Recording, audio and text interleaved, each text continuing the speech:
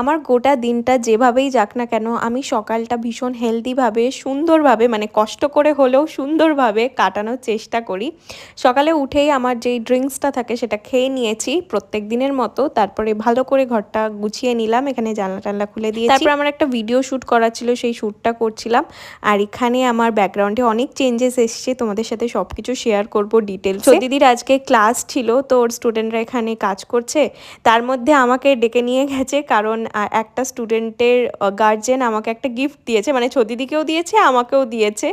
এই যে এই গিফটটা এত সুইট, আমি কাকিমাকে বললাম যে তোমার পছন্দ, এত মিষ্টি এত সুন্দর একটা গিফট দিয়েছো, আমি সবসময়ের জন্য এটা রেখে দেবো। আর আমার ফটো জিনিসটা এমনিই খুব ভালো লাগে।